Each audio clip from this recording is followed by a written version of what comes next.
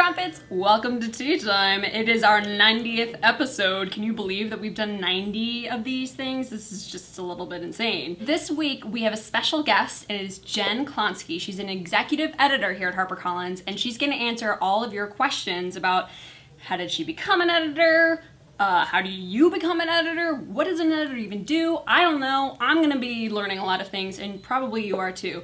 But first, let's talk about what's new this week. Last week we had a couple of new releases. First up, we had Geek Girl by Holly Small. This has been out in the UK for a long time and has been huge in the UK, and so the United States is finally getting it.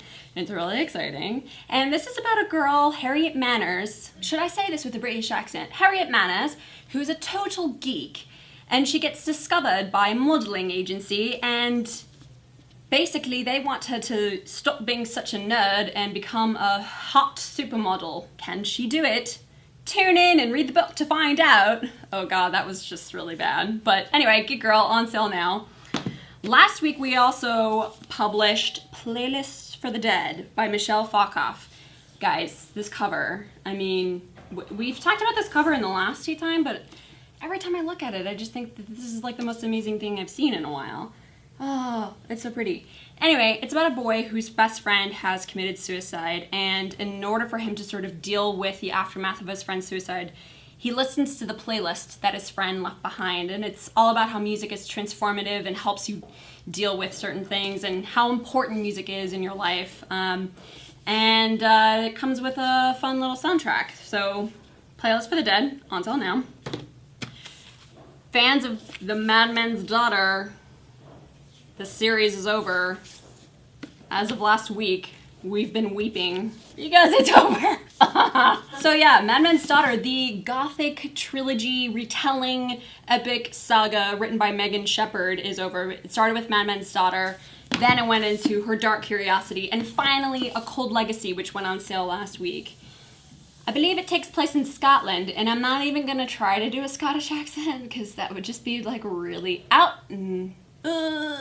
No, I don't know any words. Okay. Anyway, if you guys love horror, gothic, romantic, historical retellings of classic literature, you guys have to check out this series. It's so much fun.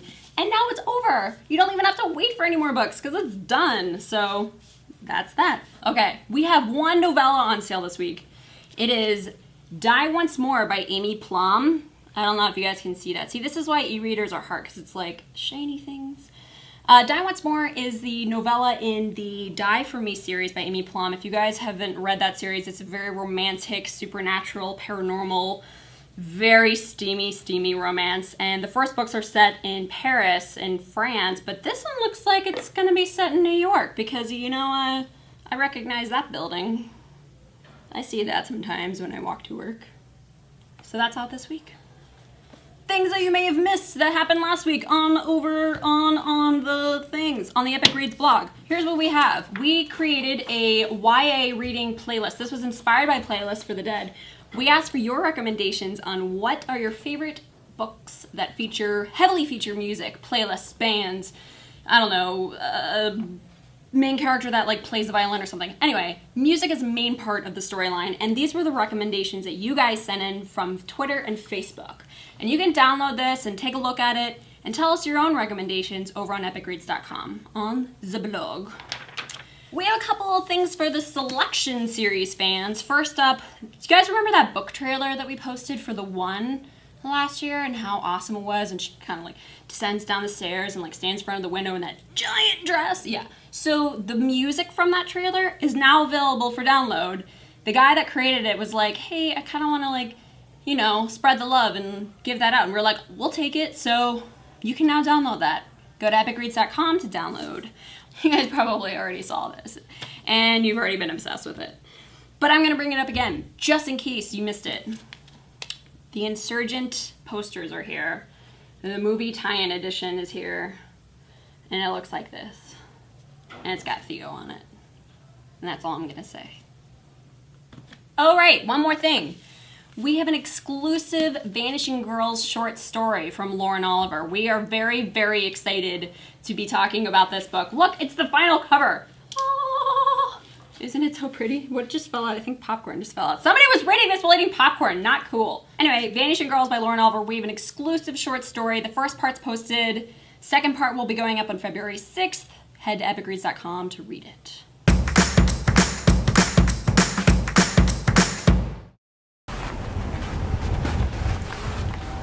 Sup, Aubry? Hi, Margot. What you doing? Working. What are you working on? All of the things. What do you do all day? What do I do? Yeah, like what's your job? I do all social strategy for the HarperCollins children's brands. So like you just like tweet and tumble all day? Sort of. That sounds fun. I know. It is. I also get to shimmy with you a lot. Yeah, that's true. We do that sometimes. But it's a lot of meetings. I'm surprised I'm actually at my desk. Yeah? Yeah. Cool. Theo's here too. And Nick Cage. And Nick Cage. I'm a big fan. And pictures and books. Okay, bye. I am here with Jen Klonsky, who is an executive editor here at HarperCollins. Is that your official title? Believe it or not, I'm even fancier. Oh my God, what's your title? I am an editorial director. Oh my God. Yes.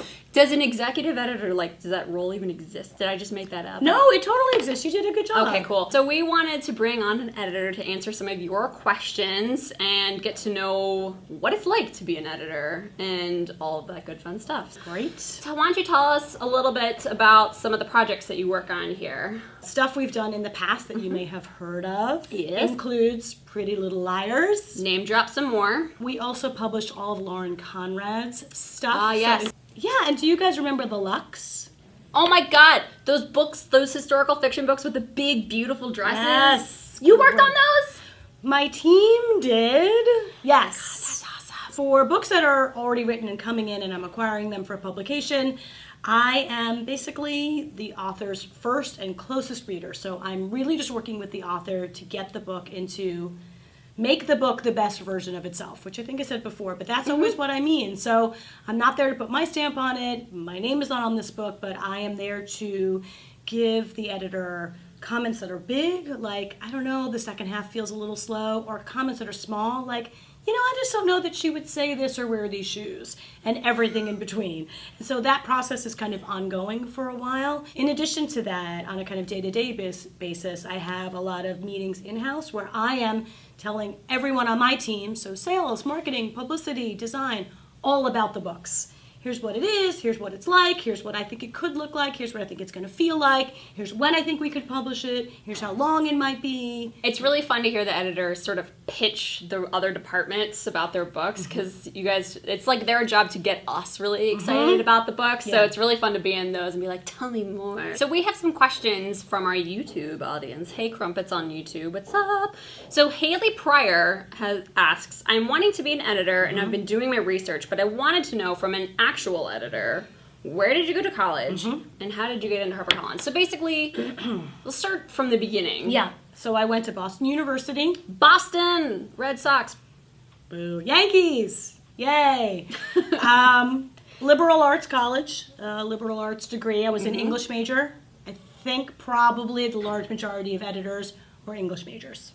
That actually brings up another fan question that we have. Alicia Hopkins on YouTube asks, can I become a book editor if I go to college and major in something not related to books? Totally. You know what, Alicia Hopkins? You can. I mean, I work in publishing and I did not have an English degree or even... Nope. I didn't really read anything. She didn't even go to college. No, no. Oh, wait. No, I did. I did. I went to another Boston school. I went to Emerson College. Oh, okay. With Katie Catugno. Oh, hello. Yeah, but I didn't at all think I would ever end up in publishing, so. Right. You never know where life takes you. That's right. That's true. I knew I loved reading and talking about books. That was kind of it. And then when I was a senior, a friend asked me to read a paper. It was one of those 50-page nightmare papers. And she asked me to read it and just give her some feedback. And I did that, and I immediately felt like, oh, this is really fun, and this is what I want to do. So I wanted to become an editor because I wanted to help people make their work the best version of itself. That's pretty cool. Yeah. I actually started out at a part of Random House. Oh, hey. Oh, hey. Hey, friends. Our friends over there. Hey, friends. And I started out in adult publishing. I started making friends with all the people who were working in books for young readers. And at the time, their big thing was, are you ready for this? Yeah.